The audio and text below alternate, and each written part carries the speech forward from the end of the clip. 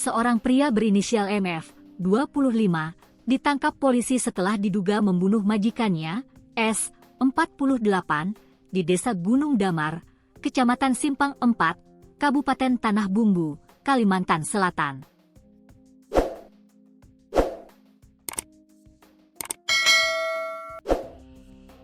Korban ditemukan meninggal dunia di dalam rumah kontrakan yang ditempatinya bersama pelaku pada Sabtu, 14 Februari 2026.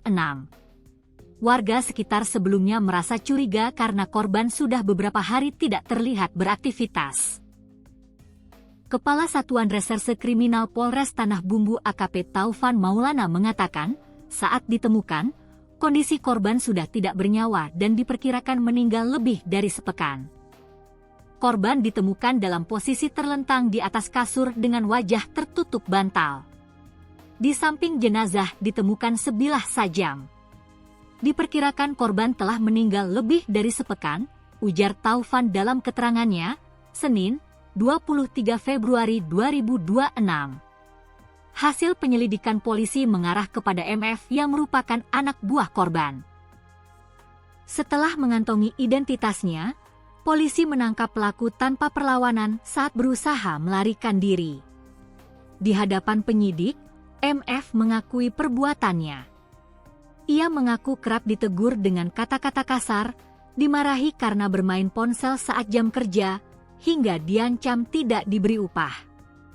Pelaku mengaku sering ditegur dengan kata-kata kasar, dimarahi karena bermain ponsel saat jam kerja, hingga diancam tidak diberi upah, kata Taufan.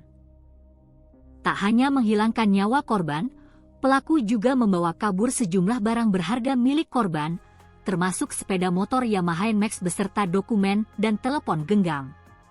Motor tersebut kemudian dijual pelaku seharga 12 juta rupiah. Saat ini MF telah ditahan di Polres Tanah Bumbu untuk mempertanggungjawabkan perbuatannya.